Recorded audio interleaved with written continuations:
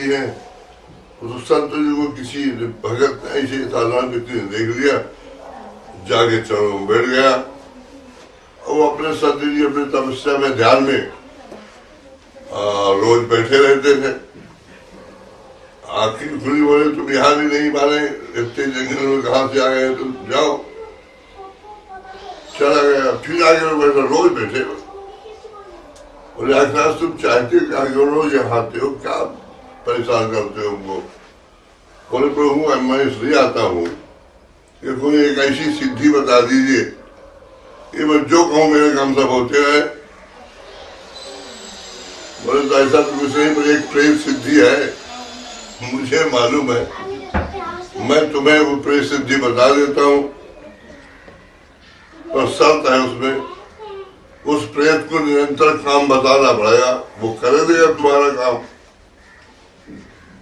लेकिन काम बताना पड़ेगा, जब न काम बताओगे तो तुम्हारी गुटकी खुद दबाएगा, तुमको तुम मारेगा तुम्ही को।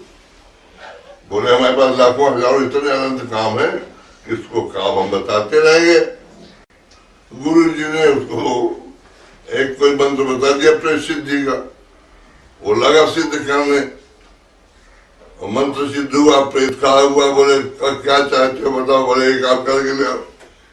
उसको मिनटों का काम कर दिया। बोले फिर काम बताओ, फिर कर दिया। फिर बोला काम बताओ, मैंने जनता जितना काम बोले 5 पढ़ने लगे, काम करके रख दे। यहाँ तक कि वो काम न बता पाए, जब न बता पाए तो रगड़ा प्रेत ने इसी को, गुरु जी के पास भगाए, चिल्लाता हुआ दौड़ा, इसी को मारने दौड़ा, काम बताओ काम बताओ। अब कहाँ तक काम बताए, वो दौड़े काम बताओ। पहुंचा गुरु जी के चरण पकड़ा, गुरु जी बचाओ, प्रेत लगे। बोले तुझको पहले कहा था कि देख भाई ये सब ठीक नहीं है, प्रेत सिद्धि है, काम तुम ना इसको बता पाएंगे, इतने अनंत काम है तब भी न बता पाएगा। गुरु जी ने इशारा किया तो प्रेत ठहर गया। कहा एक काम कर, प्रेत को एक काम बता दिए, लंबा पेड़ है, जैसे यूकेलिप्टस का होता है ना, इससे भी चिकना बहुत लंबा ऊंचा पेड़ था। बोले इससे कह दी कि इस पेड़ में केवल दिन रात चढ़ता उतरता रहो। प्रेत को बोले इस पेड़ में चढ़ो तो दिन रात। हम एक काम बता दिया, अब लीजिए प्रेत से छुट्टी हो गई ना। मन ये प्रेत रूप है, ये काम फिर वो काम, फिर दिन रात लगा। एक काम बता दो, परमात्मा के जो वृक्ष है ना, ईश्वर का नाम है, उसमें चढ़ो तो दिन रात। अब छुट्टी आई, उसी में दिन रात चढ़ता रहा। अब तो उसके पास कोई दूसरा काम नहीं बचाना। तो ये अभ्यास के लिए मन निरंतर, मन को, तन को नहीं, तन को आप बैठाए जितना बैठा है, तन एक माध्यम है मन के। तो कुछ एक लंबे समय में आप स्वयं अनुभव करेंगे कि कल जितना मन हमारा नहीं लग रहा था, आज उससे ज्यादा मन लग रहा। कुछ वर्ष होंगे और आपको अनुभव होगा कि मन जो है अब ठहर रहा है, कुछ रुक रहा।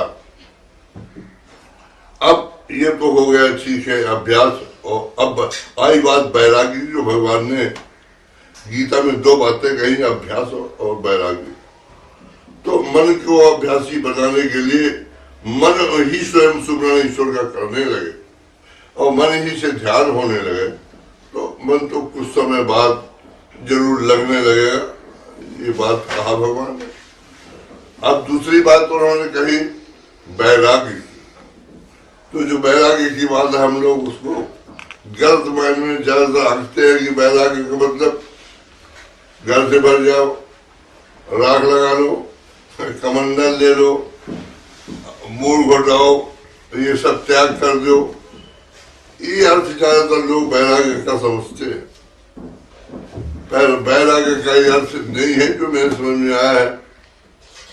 बैराग्य का अर्थ संसार की किसी भी वस्तु में राग करना होना बैराग्य है। संसार के लोगों में हमारा राग नहीं है, आसक्ति नहीं है, तो वैराग्य है। संसारिक वस्तु में सोना चांदी हीरा मोती जवाहरात मोटर बंगला कार, किसी वस्तु में आसक्ति नहीं है हमारी, राग नहीं है, अनासक्ति भाव है हमारे।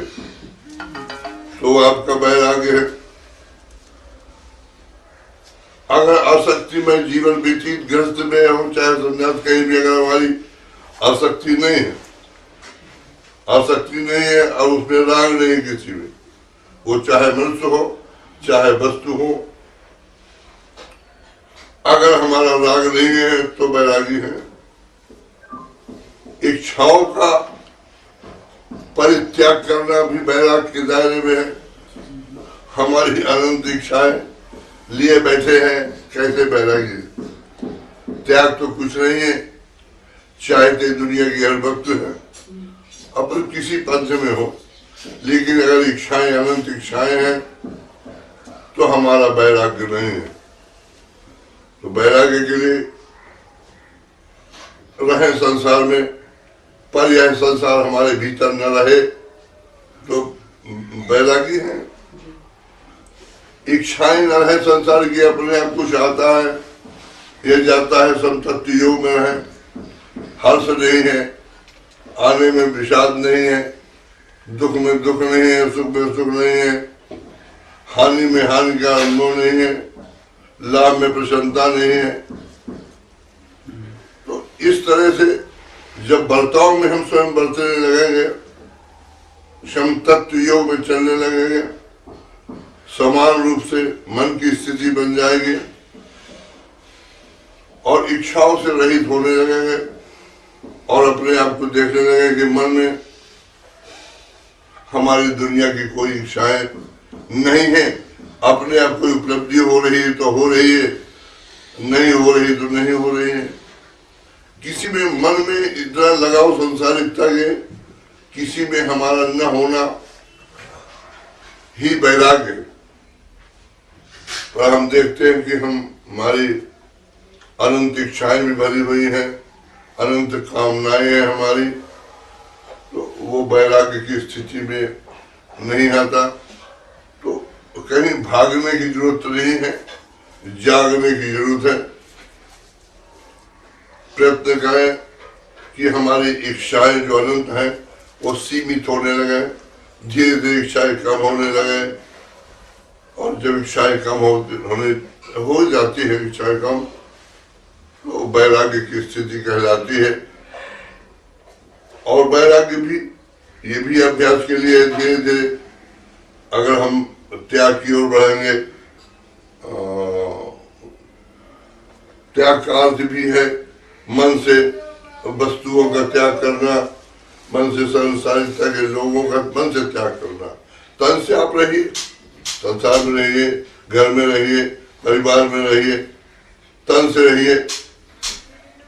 मन को ईश्वर में लगा दीजिए, मन को ईश्वर के चरणों में अर्पण कर दीजिए, मन को समर्पण कर दीजिए। और रहा तन, तन संसार में रहे, गृहस्थी में रहे, घर में, क्योंकि जो कर्म है वो शरीर से होते हैं।